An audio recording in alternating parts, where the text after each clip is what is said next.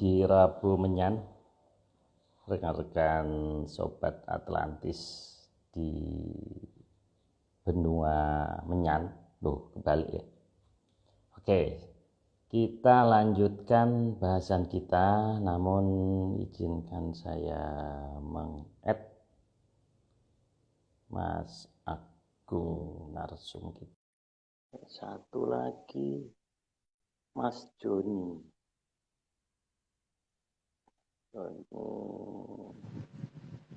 Halo Pak, halo Mas Agung.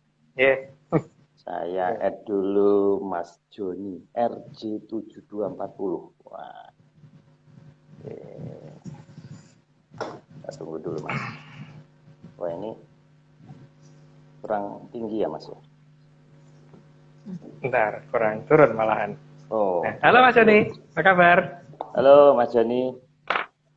Halo Mas Marius. Halo Mas Selamat Joni. malam, Rahayu. Selamat malam, salam menyan. Mas Salam Joni menyan, ini- Mas Marius. Mas Joni ini rambutnya gondrong Mas ya? Gondrong biasanya. Coba gondrong. lihat Mas. Coba Mau lihat. ya coba ya. Ya, biar Itu Mas Balu keren Mas. Oh Itu siap justru. Mas Marius, siap. Siap Mas Marius. Baik, Iya, kita iya. ketemu kembali. Namun sambil menunggu rekan-rekan gabung, saya ucapkan terima kasih Iya. kepada tim Atlantis, Mas Nogo, Mas Nggih, Eskel Mas Marius. Aryo, Mas Dani, Ardi, dan Pak Iwan tentunya. Mas Joni ya, panggilannya Mas Joni ya. Iya, iya. Iya, Mas Joni. Akunnya Iya. cukup unik ya. RJ ini Raden Joni atau apa Mas? R-nya apa Mas? Jarak. Itu apa? Raja, Ya, Pak. nama Raja. Raja lah. Iya Mas Agung. Oke. Mas Joni, saya ini dapat bocoran Anda itu seorang menyanners pasti. Kemudian Iya. ahli dalam perikanan ya, ikan-ikanan. Nah, ini bisa diceritain nggak? Ini biar kita kenal dulu. Ini apa ini Mas? Ikan katanya bahkan pernah lomba juri segala ya, menjadi juri di suatu perlombaan ya. Ya, ini Mas Marius, sebenarnya ikan itu sebenarnya saya hobi dari kecil, tapi akhirnya keterusan dan akhirnya waktu itu kan saya mulai dari hobi ikan itu dari SD ya. Dari SD tapi berlanjut sampai sekarang. Akhirnya saya saat ini menekuni jenis ikan tertentu yaitu ikan mas koki, dan dari ikan mas koki itu akhirnya saya dapat banyak teman dan saya dipercaya oleh teman-teman sering menjadi juri di lomba-lomba di daerah saya di Jogja maupun kadang-kadang di tingkat nasional seperti di Tulungagung, Jawa Timur. Ya. Nah, kalau ikan itu yang di juri apanya, Mas? Maksudnya saya nggak paham ini. Apa bentuknya atau gerakannya ini gimana cara menilai ikan ini? Iya, kalau ikan mas koki itu kan sebenarnya kan itu adalah ikan yang gimana ya? Ya ikan yang double tail ya, Mas Marius. Jadinya ikan mas koki itu ikan yang memiliki sirip ekor itu dua, jadinya double tail, dan yang dinilai itu dari body, kemudian kepala, kemudian fin atau sirip-siripnya, kemudian warna, kemudian first impresi, kemudian kesehatan, lalu baunya, ya keseluruhan dari overall. Gimana? Baunya mungkin harum biasanya wangi gitu. Waduh, baunya itu biasanya Mas Marius, mah agak amis-amis gimana itu. Oh ya, oke.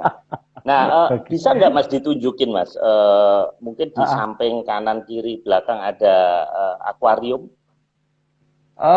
Akuarium saya di luar, Mas Marius. Oh, di luar. Nah, nanti mungkin di luar. Ya, iya. Lain kali. Nanti, oke. Nah, Mas, ini saya menemukan YouTube ini. Mohon dikoreksi kalau salah ini. Ini bener YouTube Pak Joni ya? Oh iya, iya Mas Marius. Bener. Nah, ini rekan-rekan ganteng sekali. Makanya saya tahu kenapa beliau ini gondrong. Nah, Mas Joni ini ahli batik juga, Mas ya? Ya, sebenarnya saya itu membatik itu karena lingkungan saya, Mas Marius. Tapi saya waktu kuliah itu saya justru malah waktu itu ngambil jurusan seni lukis di ISI itu. Seni murni, tapi muridnya dokter Sumbo nggak? Itu kayaknya dokter Sumbo itu desain ya, di kafe ya. Oh iya, desain. Ya, di kafe, ya. Saya jurusan seni lukis. Oh, ya. Oke. Jurusan seni lukis dan saya itu memang sebenarnya kan saya masuk di jurusan seni lukis itu untuk ini Mas Marius, untuk saya memperdalam seni rupa ya, seni rupa barat. Kemudian dari seni rupa barat itu saya banyak banyak belajar pengaruh-pengaruhnya. Kemudian itu saya bawa ke Indonesia itu saya mix atau saya kombinasikan dengan ide-ide di dalam batik. Nah, di dalam batik saya itu akhirnya menjadi batik yang gimana ya, pada waktu itu tergolong ya modern ya, waktu sekitar tahun 2003. Oke. Mas Joni, oke, terima kasih.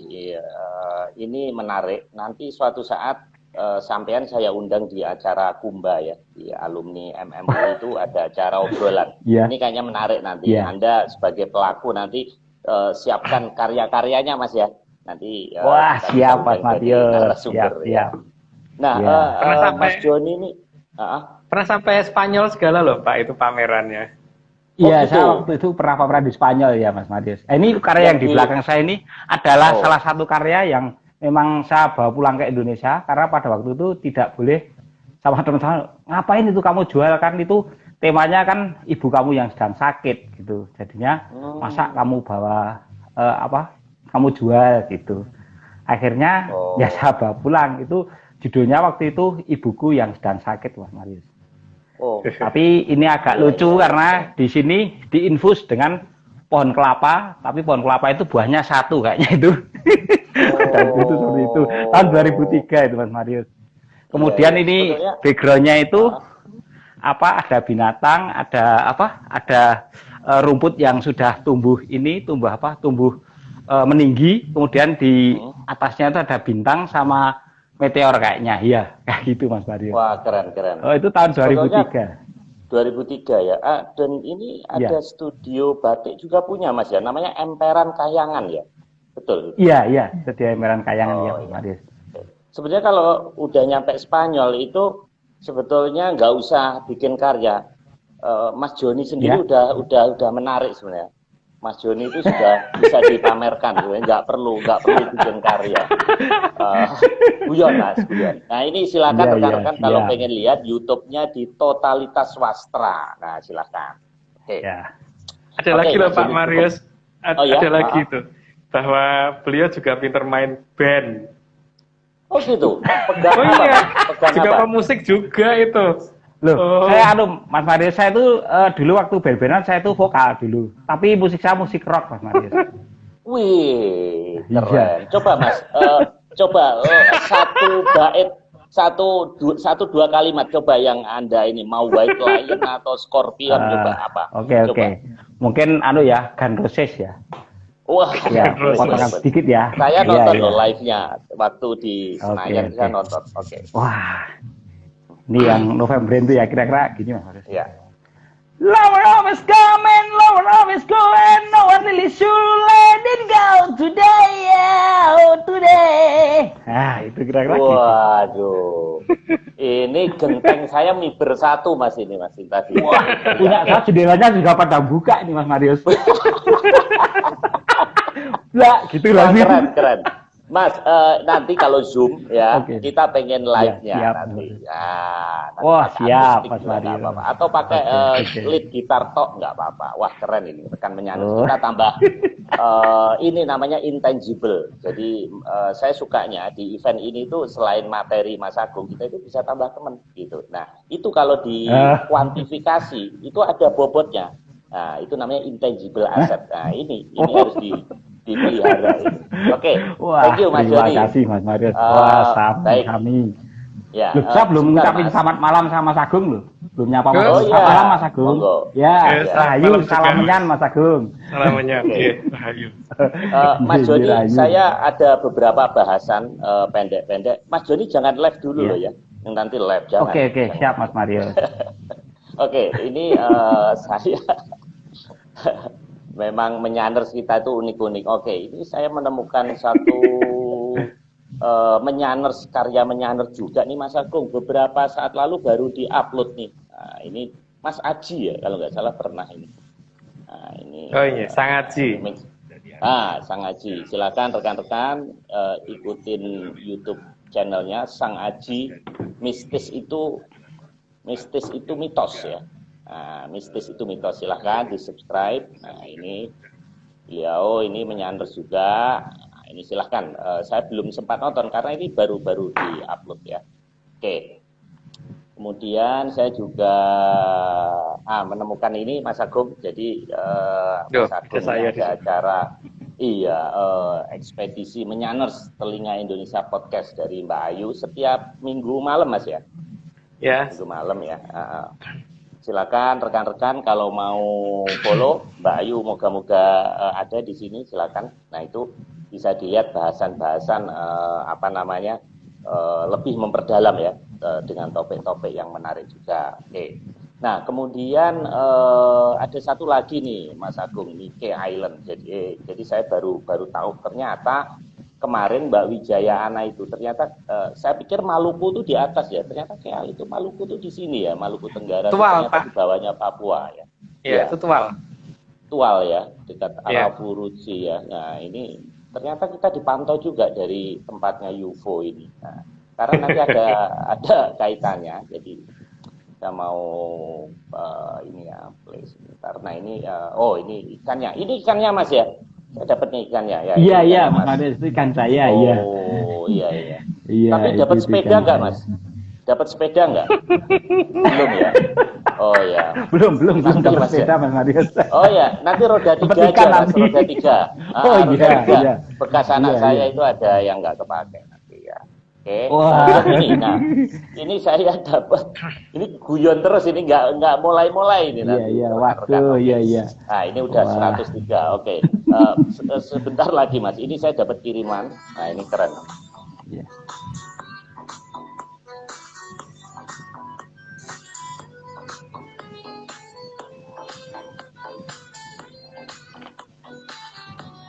Nah, ini bisa surut ini sampai 3 kilo kalau nggak salah bisa surut. Nah, ikan-ikannya itu pada kelihatan. Nah, ini pulau luar biasa kita itu.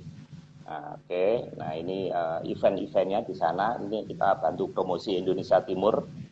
Silahkan rekan-rekan explore Pulau K. Ada Mbak Wijaya Ana menyanders juga. Nah, oke. Mas Agung, agak serius sedikit. Jadi ini tadi itu ada webinar katanya yang membahas tentang Indonesia Jakarta mau tenggelam nih. Nah, karena Joe Biden itu pernah ngomong bahwa Indonesia katanya dalam 10 tahun akan harus memindahkan ibu kota karena mereka akan berada di bawah air. Nah, itu pada 27 Juli 2021. Nah, ini Mas Agung udah ngomong itu sejak setahun yang lalu kan.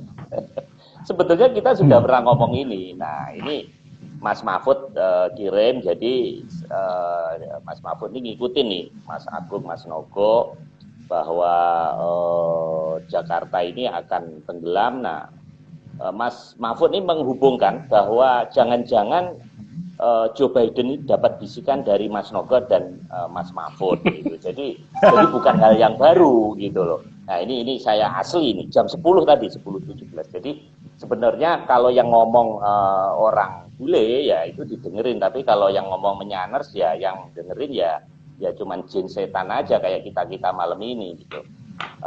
Nah ini tadi ada yang komen ya sudah intinya di sini mempertanyakan kenapa tidak memakai kearifan lokal.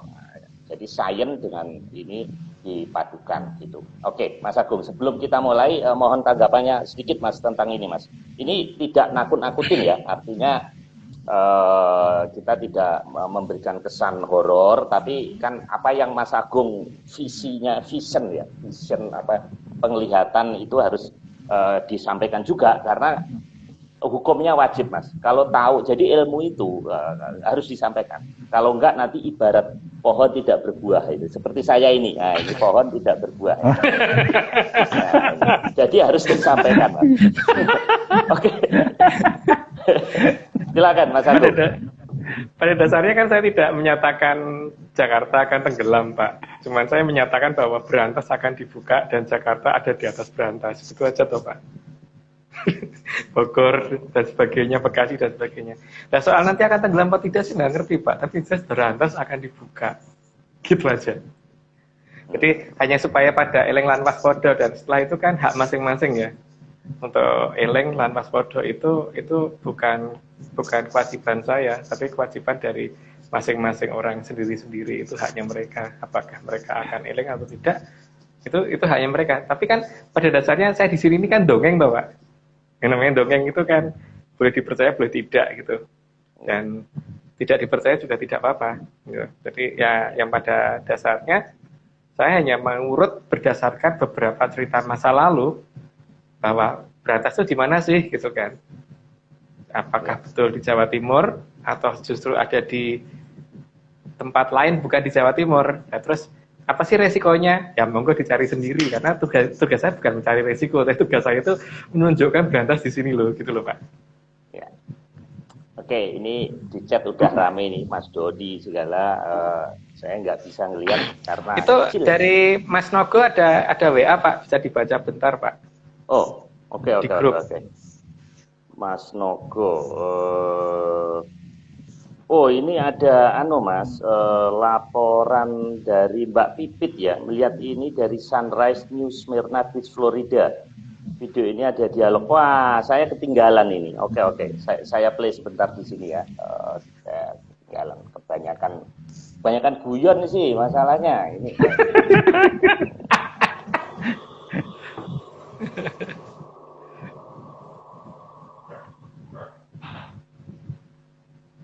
Nah, ini seperti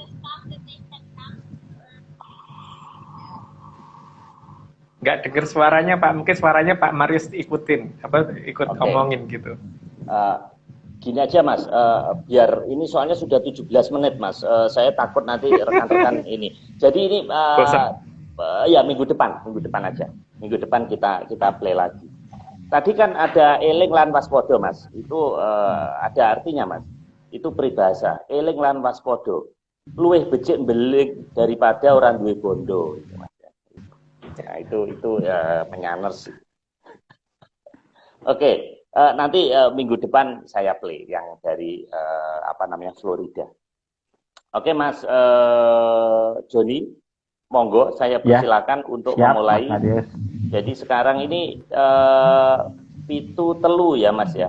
Pilu ya, Mas. Makanya pada hitam-hitam semuanya. Mas Agung pakai baju hitam, Mas Joni saya hitam karena edisinya pilu, Mas. Pitu telu gitu. Memang belum habis-habis ini, Mas. Cobaan kita, Mas. Oke. Wah, siap. Silakan. Ya. Monggo, Mas. Oke. Slide 1. Kediri adalah kerajaan yang ada di sisi timur dari Sungai Berantas dan pernah diperintah oleh seorang Dewi Kili Suci. Ya, itu ceritanya sudah pernah kita bahas di masa lalu, bahwa dari kata karena beliau itu Kedi, maka dikatakan kerajaan Kedi Putri, maka menjadi nama kerajaan Kediri. Tapi lanjut dulu aja, Mas, monggo. Slide kedua, sehingga dalam menghormati aliran Amertasari sering dipimpin langsung oleh Sang Dewi Kili Suci. Ya, pasti ada upacara untuk penyucian wilayah tersebut, dan upacara itu langsung dipimpin oleh beliau. Tidak perlu penjelasan lebih lanjut, maka dilanjut, Mas. Slide ketiga, karena upacara dilakukan di daerah ketinggian oleh seorang putri, maka daerah tersebut dikenal dengan nama Gunung Putri. Terus lanjutannya masih ada tuh, Mas. Letak tempatnya berada di tengah agak ke timur dari aliran Amertasari. Kalau misalkan ada nama wilayah yang mirip, ya anggap aja kebetulan ya, karena ini sifatnya dongeng gitu, jadi tidak usah dipercaya. Jadi anggap aja itu kebetulan. Angga lanjut Mas. Slide keempat, setelah Sang Dewi Kilisuci mundur dan setelah terjadi kerukunan antara Jonggolo dan Panjalu, maka kekuasaan kerajaan pusat dipegang oleh Sang Mahaprabu Lembu Amisesa atau Lembu Amiluhur.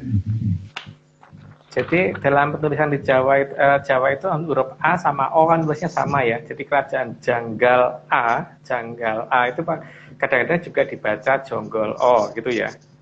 Jadi kenapa dinamakan kerajaan itu? Karena di situ banyak keanehan-keanehan yang tidak pasti ditemui di wilayah lain, maka dikatakan kerajaan janggal atau kerajaan yang aneh gitu. Maka dalam perkembangannya karena Sanskerta berubah menjadi bahasa Kawi, maka A itu jadi O, ini kerajaan Jonggol gitu. Kalau ada yang mirip ya anggap kebetulan. Lanjut Mas. Slide kelima, sementara di Panjalu, Sang Mahaprabu Lembu Amisesa mempunyai seorang putri yang sangat cantik yang bernama Dewi Sekarjati. Sekarjati dari penggambaran sekar atau bunga yang sejati, jadi bukan Sekartaji. Ya karena di sini mungkin banyak yang keliru ya, kenapa dinamakan Sekarjati dan kenapa ada nama Sekartaji. Emang ada dua nama itu sih. Tapi ini di pribadi yang berbeda ya. Karena nanti penjelasannya ada di slide berikutnya. Mungkin terus dulu Mas. Habis itu mungkin saya baru ngomong. Slide ke-6. Taji adalah jalu dan jalu atau taji ada pada ayam jago, sehingga taji berarti laki-laki. Maka seorang perempuan tidak seharusnya menggunakan nama taji. Nah, tadi kan makanya bukan Dewi Sekartaji ya, tapi Dewi Sekarjati. Adapun yang dinamakan Sekartaji adalah si Panjilaras, yaitu kakaknya. Karena Panjilaras itu ganteng banget sampai kelihatan cantik. Memang begitu sih, kelihatan ganteng banget sampai kelihatan cantik. Sementara adiknya si Sekarjati memang kelihatan benar-benar kelihatan cantik gitu. Jadi bukan Taji. Jadi hati dengan nama itu ya, karena ada yang nyebut Taji, ada yang nyebut Jati. Tapi memang itu dua orang yang berbeda. Lanjut dulu Mas. Slide ke-7, kecantikan Dewi Sekarjati sangat terkenal di seluruh pelosok alam raya, sehingga banyak para satria dari berbagai makhluk yang berusaha melamar Sang Dewi Sekarjati. Ya, kalau itu sih nggak perlu dijelasin lagi ya, namanya orang yang cantik pasti banyak yang pengen kenal gitu, dan banyak pengen melamar itu sudah jelas. Lanjut aja Mas. Slide ke-8, bahkan ada satu raja buto yang nekat datang melamar Sang Dewi Sekarjati, lengkap dengan membawa seluruh kekuatan armada perangnya. Beberapa cerita ini mungkin bisa dilihat di Babat Kediri, tapi tidak akan detail. Sebagian lagi ada, kalau mempunyai surat Kondobuwono itu juga ada. Terus di sini saya tidak mau menyebutkan nama si butonya ya, karena mungkin khawatirnya ada kemiripan dengan nama orang atau gimana, nanti malah jadi kasihan orang tersebut dianggap buto atau gimana gitu. Tapi memang ada sih yang sangat mirip, namanya lengkap banget, itu dari depan ke belakang itu mirip banget gitu loh. Makanya saya tidak sebut namanya. Lanjut Mas. Ya. Dalam serat Babat versi Menyan, sang raksasa tersebut berkulit agak biru dan membawa banyak pasukan dalam kapal yang berlabuh di sisi utara dari Kediri. Karena itu kerajaan besar dan merasa mempunyai harta yang sangat banyak dan punya pasukan yang sangat banyak, maka pada saat melamar juga sambil menakut-nakuti, jadi supaya yang didatangi juga enggak supaya jangan sampai nolak gitu kan, maka kekuatan armadanya dibawa semuanya. Ya, tapi salah dia karena yang ditantang kerajaan Kediri. Lanjut Mas. Slide ke-10, terlalu banyaknya kapal yang berlabuh sehingga sampai lautan penuh sesak dengan kapal armada dari Prabu Raseksa tersebut. Sangat banyak, jadi kalau dikatakan sedikit nggak bisa, banyaknya pakai banget, jadi sampai kalau dilihat dari kejauhan itu udah kayak apa ya? Ya pokoknya lautan daratan air perairan itu jadi kayak daratan aja gitu. Karena saking banyaknya dan terlalu rapat semua armadanya. Lanjut Mas. Slide ke-11, sebegitu banyaknya kapal sehingga pantai tersebut kalau dilihat dari kejauhan akan terlihat seperti sawah atau bulak. Maka daerah tersebut kemudian dikenal dengan nama bulak kapal.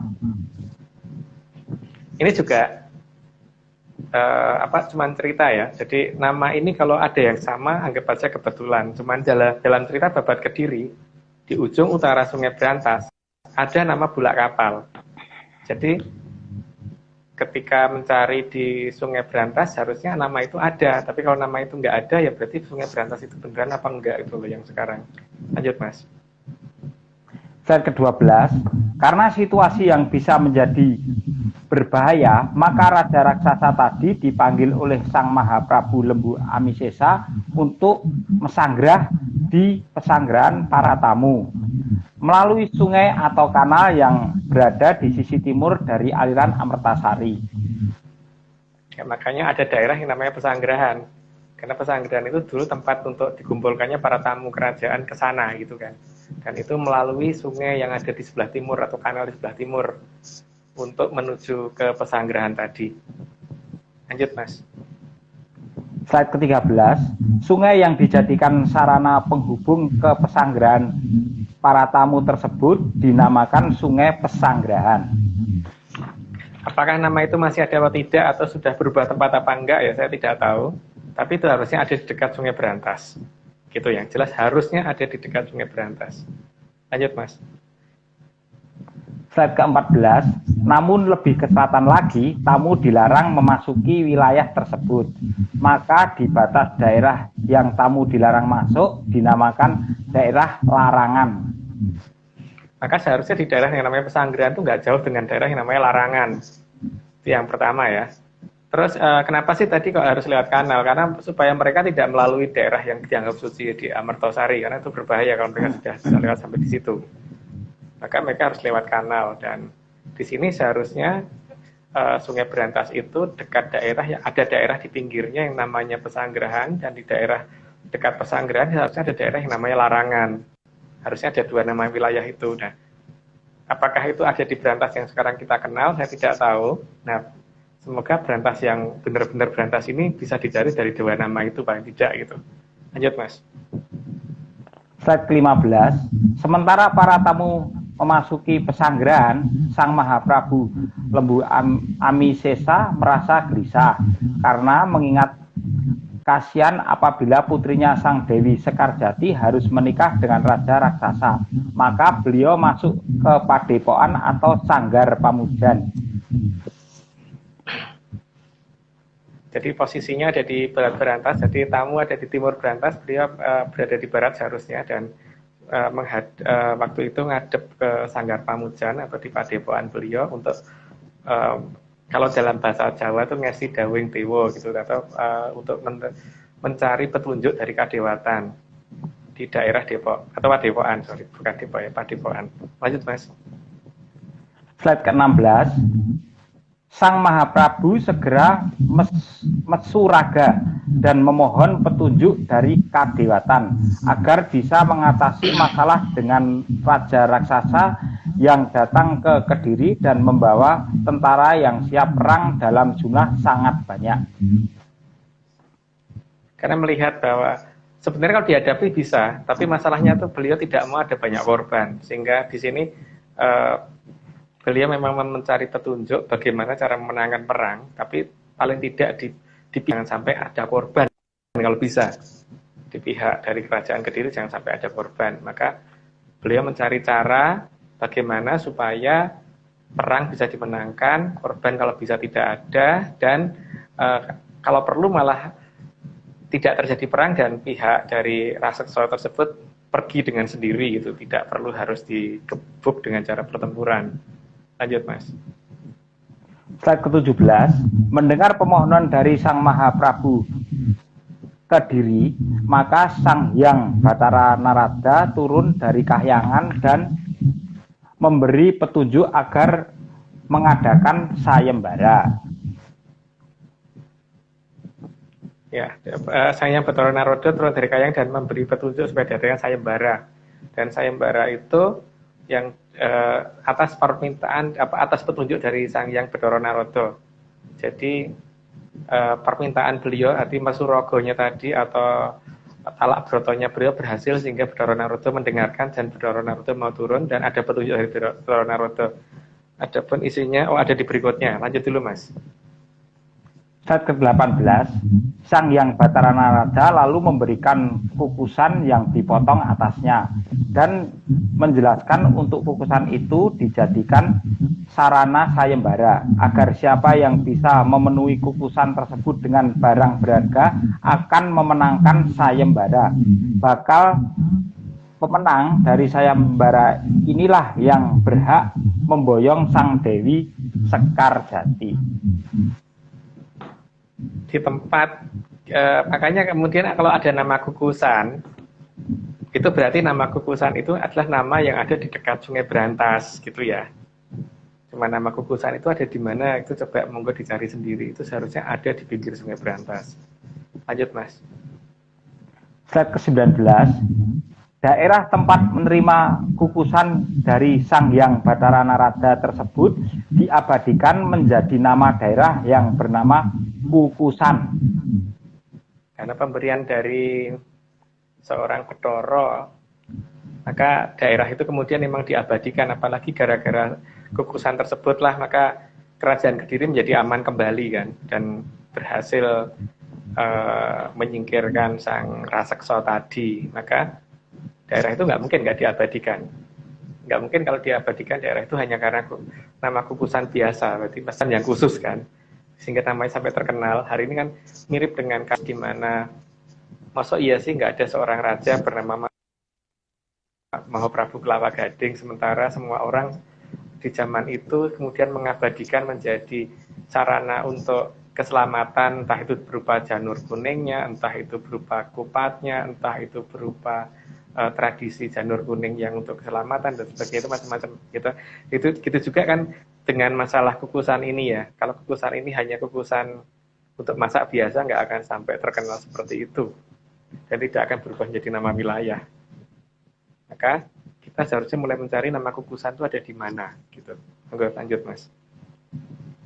Slide ke-20, paham akan situasi yang bakal berpotensi menjadi meruncing dan sebelum sayembara dimulai, Sang Mahaprabu Lembu Amisesa menemui keponakannya yakni Sang Pangeran Inu Kertopati dan memohon kesediaannya untuk membantu kerajaan Kediri bila terjadi perang besar. Disanggupi oleh Sang Pangeran Inu Kertopati dan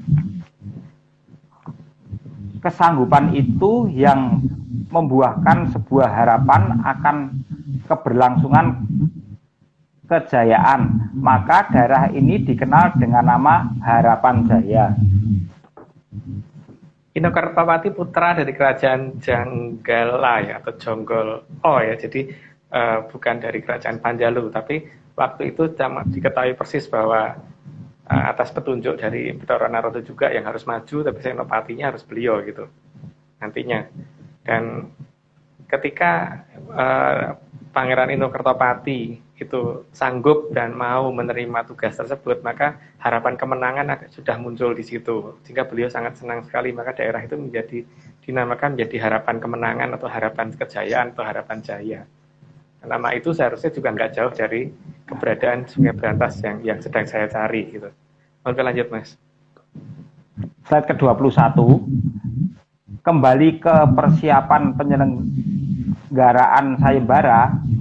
Kukusan tadi lalu dibalik sehingga lubangnya yang kecil berada di bawah.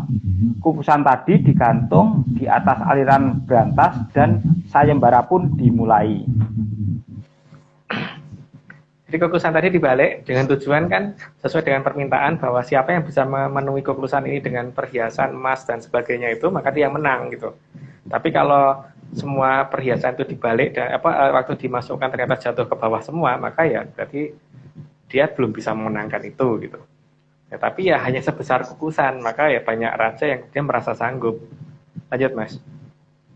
Slide ke-22, raja raksasa tersebut merasa itu sayembara yang sangat mudah. Maka anak buahnya diminta mengisi kukusan itu dengan emas berlian sebanyak mungkin. Yang diharapkan kan ketika diisi, maka makin lama di bagian bawah akan tersumbat sehingga bisa memenuhi kukusan tadi gitu kan. Dan kenyataannya tidak. Kenyataannya semuanya berojol ke bawah. Lanjut Mas. Slide ke-23, namun semua emas dan berlian tenggelam karena lolos dari lubang yang ada di ujung kukusan. Sebagian lagi tersapu ombak dan semuanya tenggelam di dasar sungai Brantas. Yang diinginkan oleh si raja raksasa tadi kan, kalau toh tidak bisa menyumbat di kukusan ya, maka emas-emasan tadi akan masuk ke bawah. Nah, ketika sampai di bawah kan harusnya terus akan menggulung sampai menyentuh kukusan sehingga akhirnya kukusannya bisa tersumbat dari bawah gitu kan. Tapi karena derasnya aliran dari sungai Brantas, maka seluruh perhiasan yang jatuh ke bawah ternyata tidak jatuh tepat di bawah, itu terbawa arus bergeser ke arah utara gitu. Nanti lanjut Mas. Slide ke-24, jatuhnya emas dan berlian dalam jumlah yang sangat besar tersebut menghantam buaya yang sedang tidur di dasar aliran Brantas, sehingga buaya yang terhantam emas yang besar-besar tersebut naik ke permukaan. Ya kaget toh kalau misalkan ada orang biasa aja lagi nyelam terus tahu-tahu kepalanya kejatuhan emas batangan gitu kan, juga puyeng ya. Ya buaya juga begitu kan, tahu-tahu kejatuhan emas-emas yang dalam jumlah sangat banyak ya, dia mesti bangun dan terpaksa menyingkir ke atas gitu kan, atau mencari tempat yang lebih aman yang tidak kena ini, karena kalau bagi buaya kan emas tuh nggak ada nilainya, yang penting bagi dia tuh makanan kan, bukan emas gitu. Lanjut Mas. Slide ke-25, oleh masyarakat banyak, lubang kukusan tadi dianggap bisa mengundang buaya. Maka daerah tersebut lalu dikenal dengan nama lubang kukusan buaya. Ya, karena begitu banyaknya buaya yang muncul gara-gara lubang tadi, maka disitulah ada legenda tentang munculnya lubang kukusan buaya. Nah, dengan berkembangnya zaman sampai dengan hari ini, apakah nama itu masih lengkap menjadi lubang kukusan buaya atau cuma lubang kukusan atau kukusan buaya atau lubang buaya, saya tidak tahu ya. Tapi yang jelas semua nama itu seharusnya ada di Brantas. Lanjut Mas. Slide ke-26, sebegitu banyaknya peti berisi emas berlian yang dituangkan ke kukusan, tapi kukusannya tidak pernah terisi penuh, maka anak buah sang raksasa diminta untuk menambah lebih banyak lagi, namun ternyata gagal total. Kalau tadinya cuma digerojok isinya doang kan, akhirnya peti-petinya itu dimasukin ke situ, tapi tetap aja ternyata walaupun lubangnya kecil dan petinya besar, tetap aja brojol ke bawah gitu, tidak ada yang bisa ketahan di situ gitu. Ya karena ya kukusan pemberian dari Bathara Narada, bukan kukusan biasa. Lanjut Mas. Slide ke-27, tersadar bahwa tidak akan bisa menang, maka sang raja raksasa menjadi sangat marah. Ya bukan hanya masalah marah, malu juga sih. Sudah terlanjur sesumbar bahwa itu masalah kecil, gampang dan sebagainya, ternyata gagal total gitu loh. Jadi ya akhirnya dia ngamuk sejadi-jadinya gitu. Lanjut Mas. Slide ke-28, dikerahkanlah pasukan buta oleh sang raja raksasa untuk menyerang kerajaan Kediri. Ya namanya buta kan nggak mau kalah, begitu kelihatan bahwa dia ternyata nggak sanggup ya terus patah baris mau nyerang gitu. Minimal nakut-nakutin lah, walaupun gagal dalam sayembara menganggap bahwa dengan ancaman dia bisa menang gitu. Ya tapi ya salah dia kalau melawan kerajaan Kediri gitu, caranya kayak gitu. Lanjut Mas. Slide ke-29, dalam kondisi siap berperang, Sang Hyang Bathara Wisnu turun dan menemui Sang Mahaprabu Lembu Amisesa dan menitipkan kembang Wijaya Kusuma. Kembang Wijayakusuma itu kalau di Jawa yang kepunyaan Bathara Wisnu ya, karena bukan kembang Wijayakusuma yang biasa. Itu adalah kembang yang bisa dipakai untuk menghidupkan orang mati. Katanya begitu kalau di cerita pewayangan. Lanjut, Mas. Slide ke-30, kembang Wijayakusuma adalah kembang yang bisa menyembuhkan dan menghidupkan kembali pasukan dari kerajaan Kediri yang terluka atau mati. Disinilah yang kenapa dipilihnya sebagai Senopati Agung kok si Pangeran Inu-Kertopati, karena dalam terah di cerita pewayangan setelah Prabu Erlangga seharusnya ketitisan Wisnu adalah Pangeran Inu-Kertopati. Maka beliau meminta supaya Inu-Kertopati yang jadi Senopati Agung, sehingga memang benar ternyata Bathara Wisnu akhirnya turun dan memberikan Wijayakusuma karena salah satu palenggahannya akan maju jadi Senopati Agung, sehingga diberikan kembang Wijayakusuma yang bisa menghidupkan pasukannya kalau nanti ada yang sempat mati atau kalah perang, atau yang mengobati orang yang terluka dan sebagainya. Lanjut, Mas. Slide ke-31, sementara itu emas berlian milik sang raja raksasa terbawa arus dan menumpuk sampai membentuk sebuah pulau kecil. Maka pulau tersebut lalu dinamakan Pulau Emas. Nama ini seharusnya ada di tengah berantas ya, makanya terbentuknya Pulau Emas atau Pulau Emas itu kan adalah karena sayembara tadi ya. Jadi sebenarnya kan yang berusaha memasukkan emas ke Kukusan bukan hanya sang raksasa tadi, tapi juga beberapa raja dari negara lain juga berusaha masukkan itu, sehingga semuanya terkumpul dan jatuh di daerah terbawa arus, lama-lama ada yang sampai dasar dan kemudian makin lama menggunung menjadi Pulau Emas. Jadi pulau seperti pulau memang ya pulau yang terdiri dari emas, berlian dan sebagainya gitu loh. Sehingga daerah itu menjadi daerah yang makin luas, tapi itu terdiri dari emas, yang dikatakan Pulau Emas semuanya karena memang benar-benar pulaunya emas semua gitu. Lanjut, Mas. Slide ke-32, sehingga daerah Pulau Emas tersebut menjadi menyala keemasan saat terkena sinar matahari, bahkan menjadi penambah terang di malam hari saat terkena sinar bulan. Karena saking banyaknya ya, jadi bukan hanya 1-2 meter persegi itu enggak gitu loh. Itu namanya pulau itu kan lebar banget dan itu emas, berlian, inten dan sebagainya di situ, sehingga semuanya kan benda-benda yang gampang memantulkan cahaya. Nah, sehingga daerah itu harusnya ada di Sungai Berantas. Nah, cuman sekarang berarti kita harusnya mencari kira-kira nama Pulau Emas itu ada di daerah mana, apakah di Jawa Timur ada nama itu apa tidak. Nah, itu yang harusnya kita cari, nama Pulau Emas itu. Semoga di Jawa Timur ada. Lanjut, Mas. Slide ke-33, setelah Sang Mahaprabu Lembu Amisesa menerima kembang Wijayakusuma, maka beliau memanggil putra Donggolo, yaitu Sang Pangeran Inu-Kertopati atau Raden Panji Kudawaning Pati. Dikatakan Panji Kudawaning Pati itu kan karena memang wani ing pati, jadi benar-benar pemberani banget, jadi nggak ngerti namanya takut gitu. Jadi memang berani sekali sehingga memang sudah siap kalau dia disuruh maju perang dan nggak ngerti tidak tahu takut dan pokoknya maju. Kalau pada Inu-Kertopati memang orangnya seperti itu dan bukan tipe orang yang sabaran, pokoknya ya maju gitu, dan tidak ada yang katanya ntar dulu terus latihan sabar dulu, itu nggak ada untuk Inu-Kertopati. Ngamuk ya ngamuk gitu. Lanjut, Mas.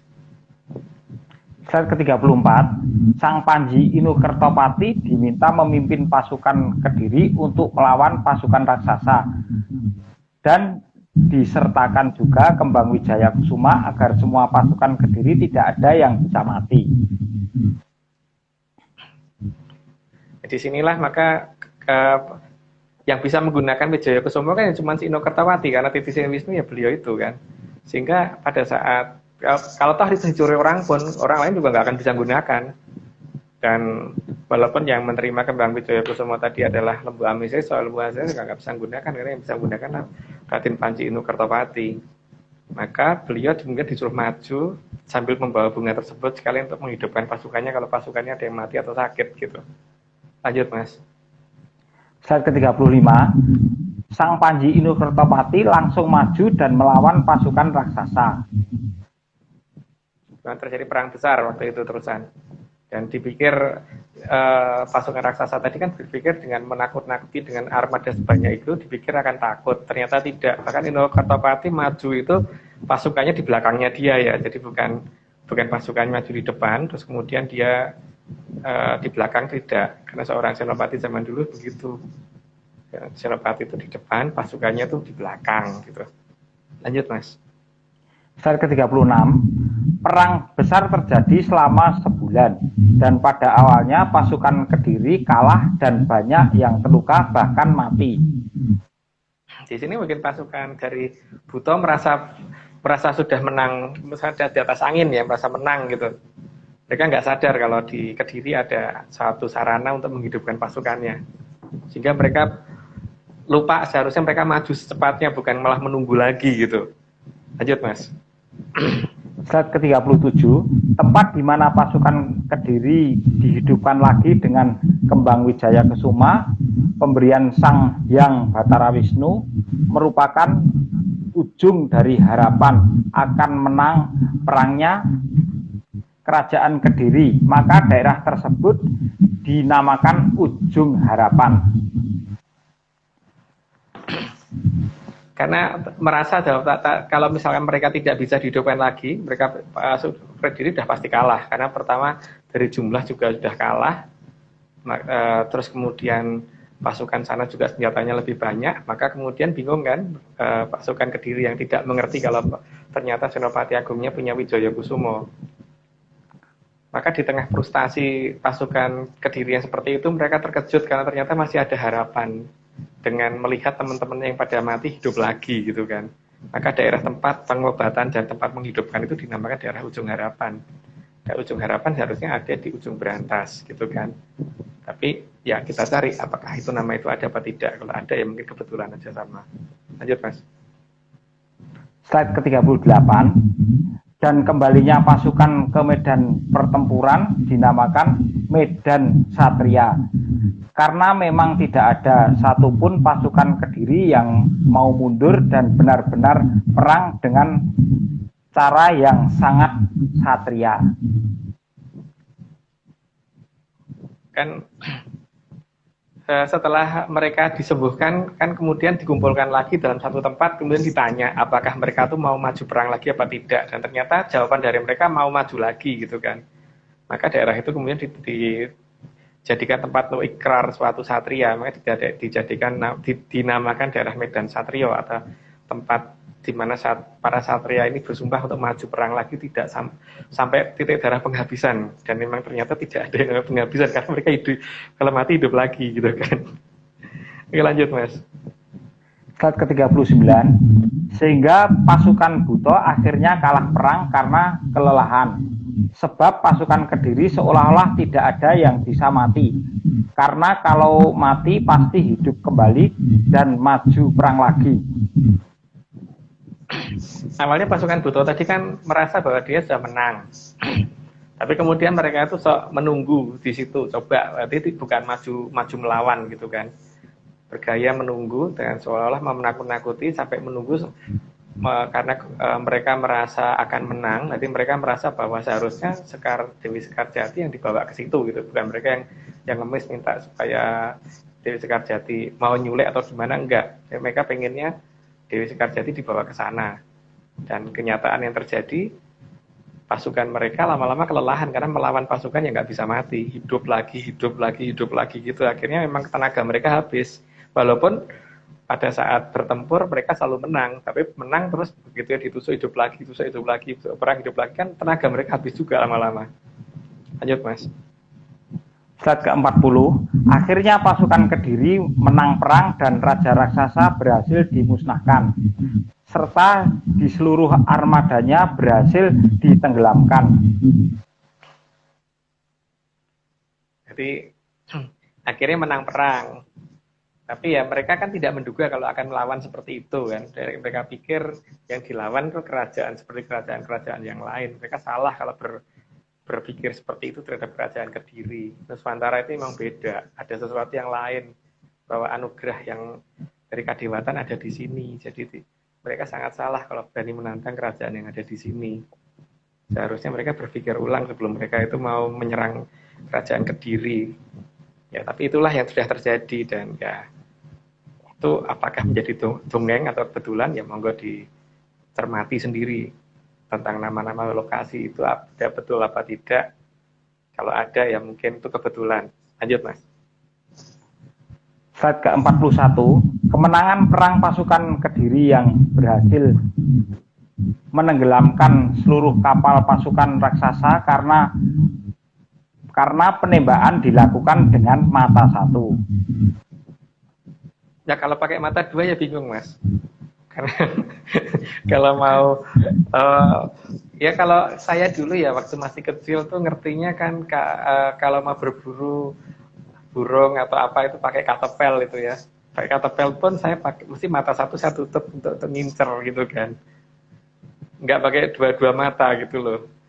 Itu baru sebuah katapel ya, apalagi senjata yang lain. Panah pun orang kalau panahan kan pernah ya melihat orang panahan yang kemudian pakai dua mata gitu buka semua, pasti salah satu nutup kan. Tapi ya nggak tahu kalau ada orang yang punya keahlian khusus dengan dua mata bisa nembak panahan atau seperti itu ya mungkin itu anugerah tersendiri yang harus dihormati oleh orang lain. Tapi setahu saya mayoritas orang itu kalau membidik sesuatu biasanya pakai sebelah mata, bukan pakai dua mata, tapi pakai satu mata. Lanjut Mas. Slide ke-42, penggunaan mata satu dalam perang melawan pasukan raksasa atas petunjuk dari Sang Hyang Bathara Wisnu. Bathara Wisnu sendiri kan penggambaran dalam wayang Jawa itu bermata satu, bukan bermata dua. Bukan bermata tiga, bukan bermata empat, atau bukan bermata tujuh gitu kan. Bermata cuma sebelah. Kalau dikatakan penggambaran itu karena digambar dari samping, maka seharusnya lihat deh, ada nggak sih di wayang kulit itu yang bermata dua? Masih ada. Tapi yang bermata satu itu pasti kalau nggak Satrio, Dewa, Bathara, Betari, dan sebagainya gitu loh. Jadi ya terserah kalau mau dianggap bahwa itu karena dilihat dari samping, tapi kenyataannya yang dilihat dari samping juga ada tuh yang digambarkan bermata dua gitu. Lanjut Mas. Slide ke-43, semua strategi kemenangan perang kerajaan Kediri karena nasihat dari Sang Hyang Bathara Narada agar Kediri menggunakan mata satu supaya tidak meleset dalam menghantam target musuh. Makanya digambarkan Bathara Narada juga matanya satu, tidak bermata dua kan. Bathara Narada dalam penggambaran di wayang kulit. Kalau di wayang orang ya, tapi di wayang kulit. Karena kan ya di pakem kerajaan Mataram itu kan matanya satu. Dan pakem itu ada di wayang kulit kan rata-rata kalau di kerajaan Mataram. Jadi seharusnya ngerti dong artinya Mataram itu apa gitu. Dan di sini memang Bathara Narada mengajarkan seperti itu. Karena memang pada dasarnya roh atau jiwa manusia itu hanya satu dan melihat dengan bagian yang taring dalam dari manusia atau jiwa kita itu pasti akan mendapatkan gambaran yang lebih jernih dan lebih sempurna gitu kan, bukan gambaran yang kita lihat dengan dua mata gitu. Ayo lanjut Mas. Ya, slide ke-44 atau terakhir, langgengipun Kang Amertasari Srana Jati Asihing Hyang mring kamulyanipun Triloka Buana. Ini bukan untuk diterjemahkan. Jadi ini kan pernyataan kita bahwa ya episode ini sudah kita ceritakan gitu. Jadi kita sudah supaya tidak disalahkan kalau di suatu ketika ini menjadi suatu hal yang dipertanyakan oleh pihak mereka gitu. Itu Mas Joni, atur nuwun. Mas Agung, sami-sami. Ya, untuk yang gambar ini kan selalu kita ulang karena ada masalah dengan hati-hati dengan keberadaan Daru Beksi. Daru Beksi itu apa? Monggo dilihat di episode kita yang khusus menceritakan Blogodobo dan Daru Beksi. Bukan untuk nakut-nakutin loh, tapi hanya untuk supaya pada waspada gitu ya. Sama diingat-ingat bahwa akan ada tanda-tanda zaman di mana akan timbuling watu hitam sama Sileme Parahu Gabus. Nah, itu artinya apa? Monggo diterjemahkan sendiri dan mungkin siapa tahu malah bisa bantu saya menerjemahkan artinya timbuling watu hitam sama Sileme Parahu Gabus itu apa gitu. dan akan adanya 3 kerajaan yang akan muncul nantinya, itu kira-kira kerajaan apa, itu mungkin semoga pada bisa membantu saya mencari itu gitu. Karena dalam cerita di beberapa serat yang saya terima itu kan ada pernyataan bahwa dahulu kang tumekeng ing tanah Jawa nontonan sansaya dangu sansaya andodro gitu. Itu bahasanya mungkin saya nggak bisa nerjemahkan terjemahnya apa, tapi kayaknya sudah pernah dari terjemahin, tapi kebetulan hari tiba-tiba lupa gitu. Maka Pak Marius, ada apa Pak Marius? Ya, terima kasih Mas Agung. Ini ada beberapa rekan saya tadi dari Kediri, senior saya, Mas Suryo Alam, tapi mau saya add kok nggak tahu pakai nama, soalnya di grup di upload. Jadi beliau ini hampir jadi Pak Bupati dan pernah menjadi anggota DPR, jadi tertarik dengan topik ini. Terus ada juga teman saya dari Garut, namanya Dr. Agus Sunaria, panggilannya Asgar, tapi diplesetin jadi asli Garut. Asgar, gitu. Ada di situ. Nah, saya mau meng-add dosennya Mas Joni ini, ada ini. Nah, moga-moga beliau mau mengaccept saya. Bu Nur Sudiati. Oh iya. Monggo Bu Nur. Moga-moga bisa masuk nih Mas. Kalau nggak masuk berarti Mas Joni kebesaran, jadi memenuhi saya. Iya. Frame-nya ini. Enggak Mas, jangan live dulu Mas, jangan. Coba nih. Wah, betul Mas. Only 3 guys. Jadi kadang-kadang gitu IG itu. Kayak kemarin tuh saya pengen thumbnailnya tuh jangan muka saya. Saya tahu rekan-rekan udah bosan lihat saya, tapi saya nggak bisa milih. Jadi Instagram tuh berubah-ubah terus tiap periode tuh ininya. Waduh, nggak bisa Mas. Ini oke Mas. Gini, sebelum saya tendang, ini satu lagi Mas, Mas, jangan yang tadi, coba satu lagi. Iya, siap Mas Mario. Ini ada yang pengen cadas nih, Mas Gemung Dahana nih.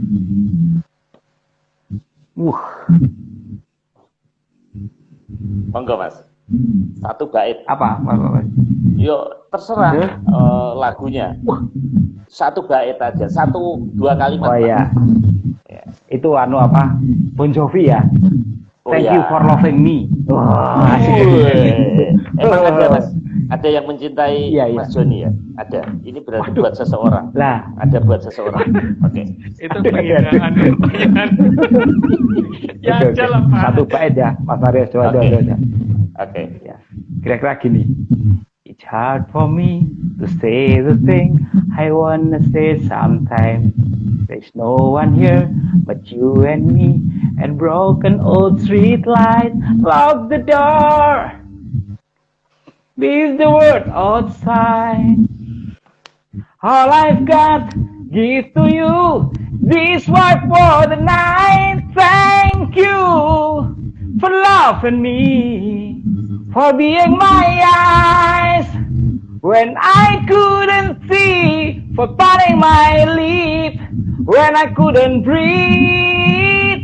Thank you for loving me. Thank you for loving me. Kira-kira gitu Mas Arius. Keren loh. Keren. Dan hafal ya, Keren Mas. Keren. Tadi pakar ikan, pakar baterai. Terima kasih. Ben, apalagi Pak itu berarti multi talent banget kan? Multi talent ini penyanyi rock. Terima kasih. Wah, ini Mas Mario. Ini harus dapat kaos Mas, menyanyi ini nanti. Oke, Pak Joni, waktunya sudah hampir habis. Jadi saya mau izin remove dulu Mas ya. Saya mau undang satu. Monggo Mas. Matur suwun. Oke, Mas Joni udah. Ini saya pengen undang Bu Nur Sudiati nih. Coba ya, moga-moga bisa masuk nih. Oke.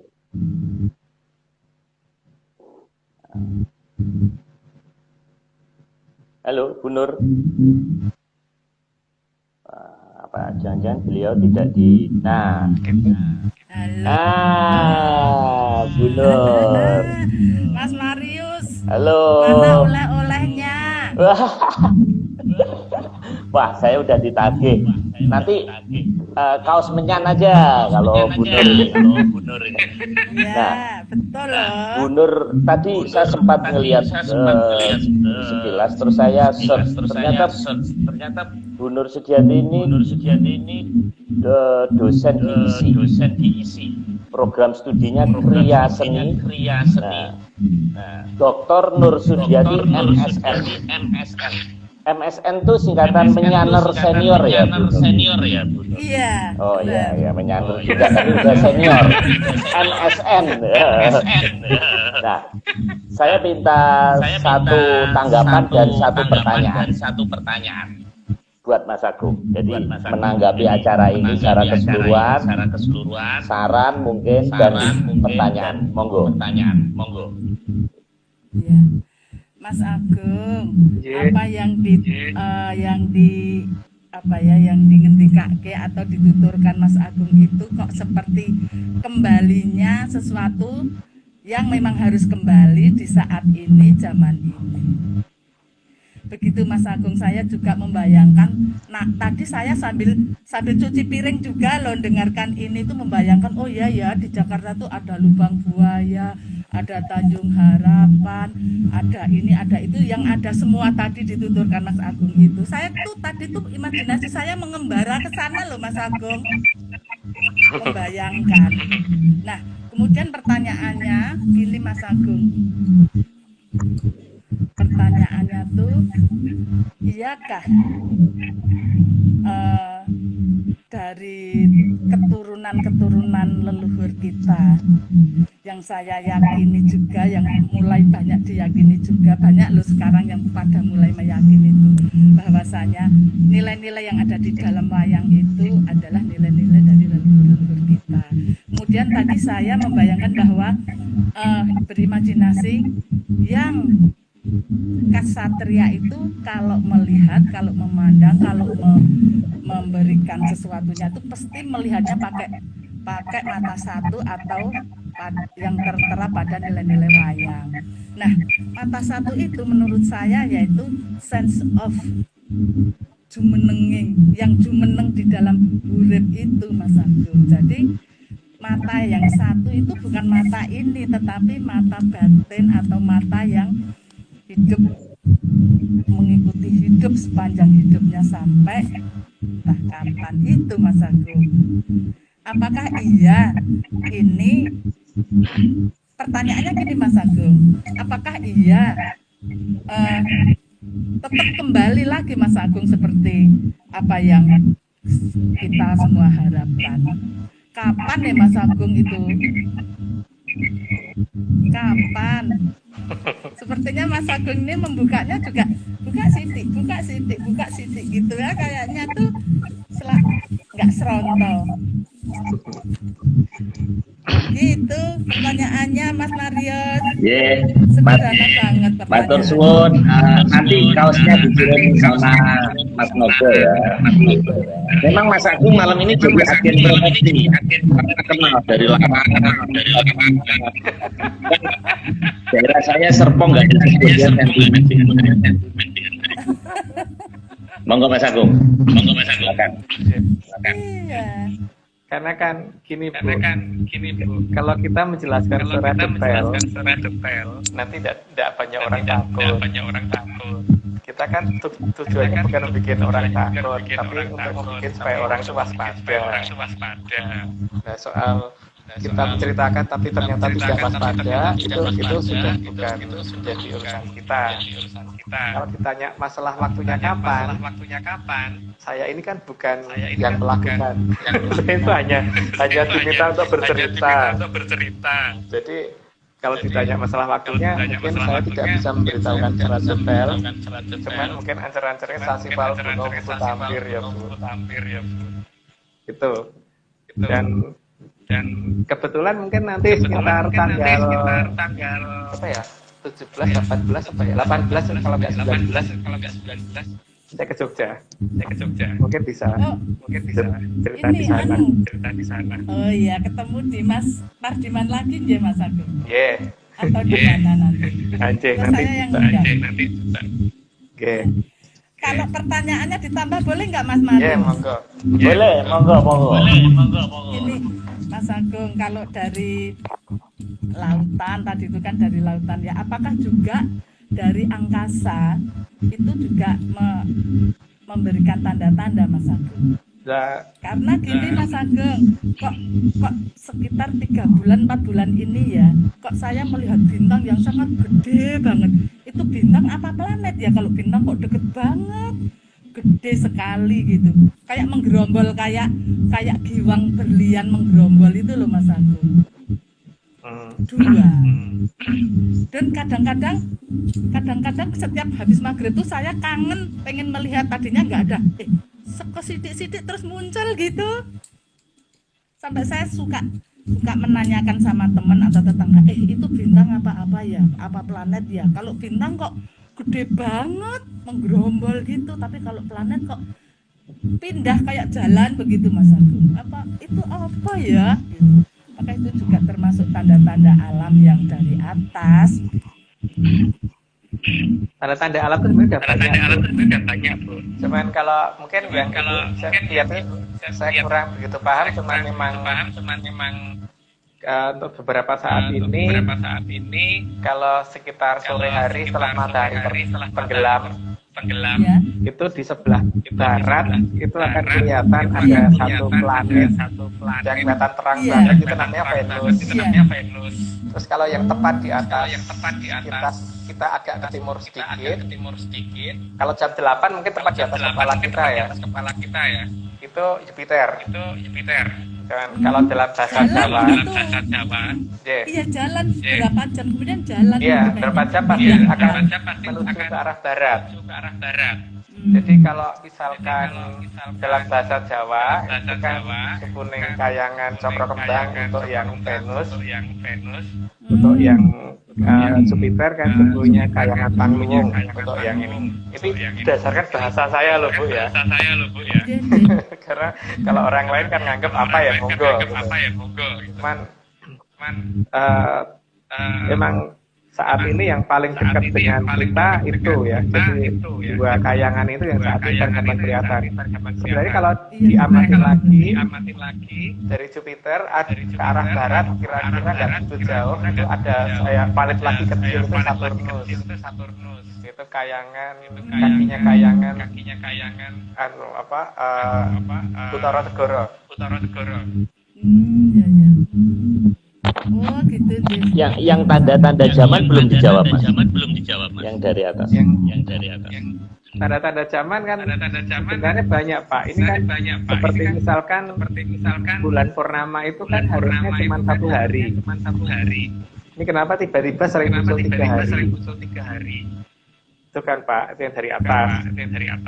Terus yang kedua kemunculan rasi bintang Orion kalau misalkan diperhatikan sebenarnya agak bergeser itu. Agak arah orientasinya agak bergeser. Dan kemunculan beberapa yang dikatakan triangle winter itu muncul lebih awal. Triangle winter kalau nggak salah kan terdiri dari 3 bintang yang satu termasuk dalam satu rasi Orion itu Betelgeuse, terus ada Sirius sama Lycaon kalau nggak salah. Itu munculnya terlalu prematur. Jadi kalau menurut saya ya terlalu lebih awal. Berarti kan memang akan terjadi dan salah mongso atau gimana ya saya nggak paham. Kira-kiranya begitu ya. Iya. Tapi Tapi memang baru beberapa bulan ini J Mas Agung, 3 bulan 4 bulan ini J Mas Agung itu. Enggak sih, sudah cukup lama. Cuman masalahnya untuk kemunculan Triangle of Winter ini seharusnya muncul baru bulan ini kan, tapi ternyata kemarin itu sudah muncul sejak bulan Juli. Iya, Juli. Sudah muncul, jadi rasi Orion sudah mulai kelihatan di bulan Juli.